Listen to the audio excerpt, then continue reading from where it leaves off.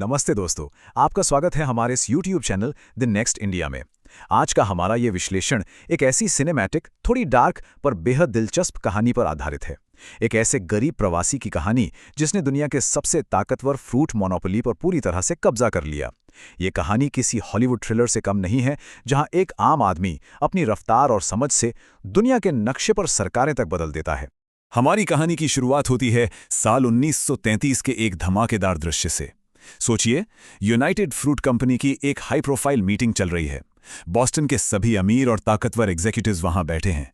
तभी एक शख्स उठता है और उन सूट बूट वाले लोगों से सीधे कहता है, तुम लोगों ने इस बिजनेस को काफी लंबा बर्बाद कर दिया है, अब मैं इसको ठीक करने जा रहा हूं।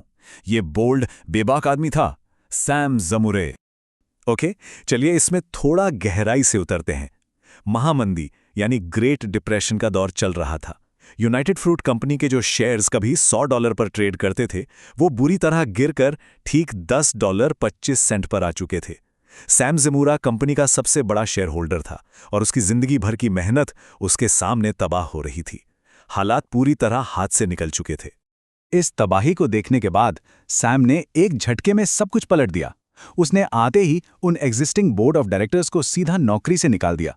उसने कंट्रोल वापस उन लोकल प्लांटेशन मैनेजर्स को दे दिया जो असल में ग्राउंड पर काम करते थे, और बॉस्टन ऑफिस में आराम फरमा रहे एग्जीक्यूटिव्स को ऑर्डर दिया कि भाई ऑफिस छोड़ो और खेत की मिट्टी और कीचड़ में उतरो। पर यहां एक बड़ा सवाल उठता है, एक गरीब अनपढ़ प्रवासी इस ताकत के शिखर तक आखिर पहुंचा ही कैसे? भाग 1, द राइप्स बिजनेस हसल। इस मिस्ट्री को समझने के लिए हमें 1933 के इस क्लाइमैक्स से थोड़ा छलांग लगाकर वापस साल 1892 में चलना होगा, जहां से इस डार्क बिजनेस थ्रिलर की असल शुरुआत हुई। साल 1892 पर नजर डालें तो करीब 14 साल का एक लड़का सैम ज़मुरा अपनी जेब में बिना एक पैसे के अमेरिका आता है, पर उसके आगे बढ़ने की रफ्तार बिल्कुल चौंका देने वाली थी। 1899 आते आते वो 20,000 केले बेचने लगता है। साल 1903 तक ये आंकड़ा 5,74,000 हो जाता है और सिर्फ 21 साल की उम्र में उसकी नेटवर्थ $1,00,000 तक पहुंच चुकी थी। इतनी तेजी से अमीर होने के पीछे आखिर राज क्या था? वो राज छुपा था इन राइप्स में। अब ये राइप्स क्या हैं? बड़े इंपोर्टर्स का नियम था कि अगर किसी केले पर 2 या उससे ज्यादा दाग दिख गए तो उन्हें कचरा समझकर सीधा फेंक दिया जाता था।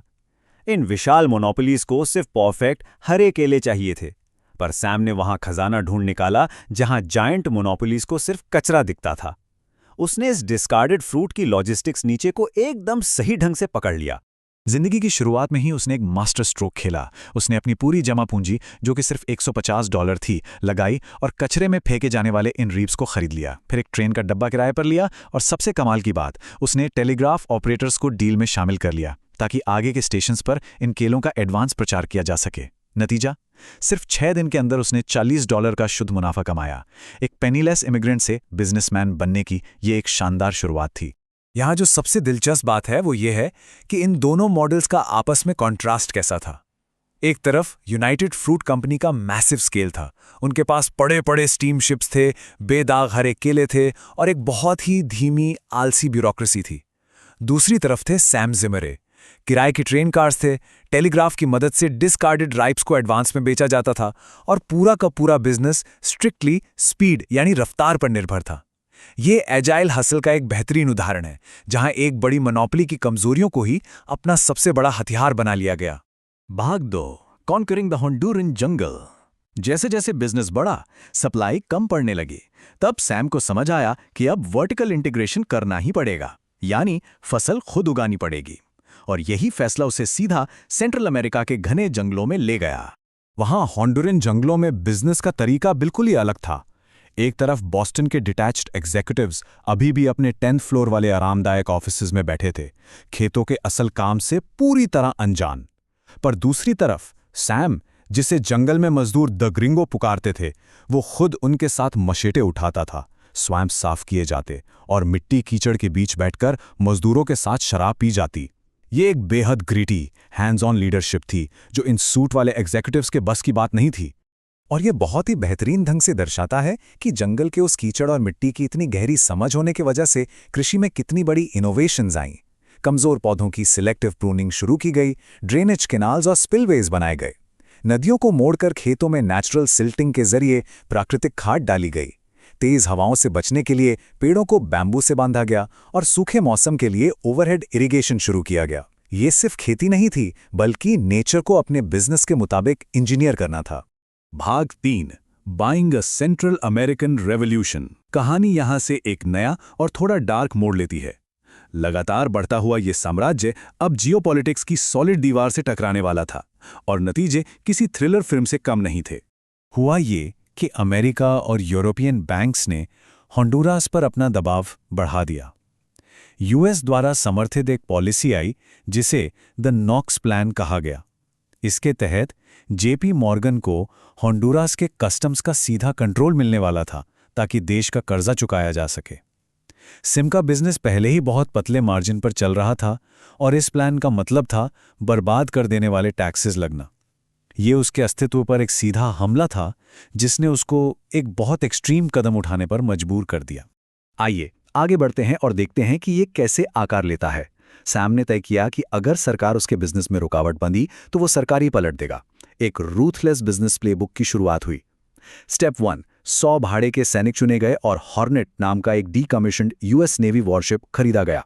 स्टेप 2, न्यू ऑर्लियंस में यूएस सीक्रेट सर्विस एजेंट्स को चकमा देकर ये लोग निकल गए। और स्टेप 3, होंडुरास में घुसकर उन्होंने वहां के प्रेसिडेंट डाविला को उनकी कुर्सी से हटा दिया और एक निर्वासित नेता मानुएल बोनीला को वापस सत्ता में लाकर बिठा दिया। सत्ता पलट, काम खत्म। इस 1911 की क्रांति को अकेले दम पर फाइनेंस करने का इनाम क्या मिला? नई सरकार ने आते ही उन्हें बहुत सारे फाइनेंशियल स्पॉइल्स दे दिए। सभी इक्विपमेंट पर ड्यूटी फ्री इंपोर्ट का अधिकार मिल गया। प्रॉपर्टी, लेबर और एक्सपोर्ट टैक्स को पूरी तरह से जीरो कर दिया गया।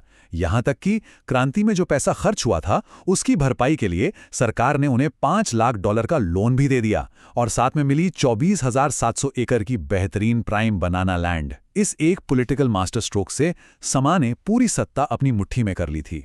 भाग 4, द 1933 बोर्डरूम टेकओवर। चलिए अब इस कहानी को पूरा गोल घुमाकर वहीं ले चलते हैं जहां से हमने शुरुआत की थी, और देखते हैं कि कैसे एक अकेला ट्रेडर दुनिया की इतनी बड़ी मोनोपोली को निगल जाता है। यहाँ इवेंट्स की तेजी वाकई काफी प्रभावशाली है। साल 1929 में सैम ज़्यूमरे अपनी मैसिव कंपनी क्यूएमएल फ्रूट को यूनाइटेड फ्रूट को $31.5 मिलियन के स्टॉक के बदले बेच देता है और चेन से रिटायर हो जाता है। फिर 1932 में ग्रेट डिप्रेशन आता है और यूनाइटेड फ्रूट का स्टॉक जमीन पर आकर गिर जाता है। अगले ही साल 1933 में अपने नुकसान को बचाने के लिए वो वापस आता है, एक प्रॉक्सी वॉर शुरू करता है और उस विशाल मोनोपोली का पूरा कंट्रोल बोर्ड के सामने से छीन लेता है। एक पेनीलेस इमिग्रेंट का एपेक्स प्रेडेटर बनने का सफर यहां मुकम्मल होता है। तो सबसे अहम मुद्दा यह है कि इन्हीं सब हिस्टोरिकल और रूथलेस इवेंट्स की वजह से इतिहास में एक नए शब्द का जन्म हुआ, बनाना रिपब्लिक। ये शब्द दरअसल एक ऐसे राजनीतिक तौर पर अस्थिर देश को दर्शाता है जिसकी इकोनॉमी किसी एक सिंगल एक्सपोर्ट पर निर्भर करती हो और जिस पर बाहर की बड़ी फॉरेन कॉरपोरेशंस जैसे यूनाइटेड फ्रूट अपना पूरा और भारी दबदबा रखती हों। ये इतिहास का वो डार्क सच है जहां कॉर्पोरेट ताकत ने एक देश की दिशा ही बदल कर रख दी। तो ये पूरा विश्लेषण एक बहुत ही गहरे सवाल पर आकर रुकता है। क्या सैम ज़्यूमरे एक आम सेल्फ मेड एंटरप्रेन्योर थे जिसने अपने अकेले दम पर एक अनोखा बिजनेस एम्पायर खड़ा किया, या फिर वो उस डार्क मॉडर्न बनाना रिपब्लिक के रूथलेस आर्किटेक्ट थे जिसने सिर्फ मुनाफे के लिए न केवल एक मोनोपोली कंट्रोल की बल्कि पूरी की पूरी सरकारें गिरा दी? इसका आखिरी निष्कर्ष अब हम आपके ऊपर छोड़ते हैं। इस सोचे समझे ख्याल के साथ आज के इस विश्लेषण को यहीं विराम देते हैं। ये इतिहास निश्चित ही बिजनेस और पावर को एक नए नजरिए से देखने पर मजबूर करता है। देखने के लिए शुक्रिया।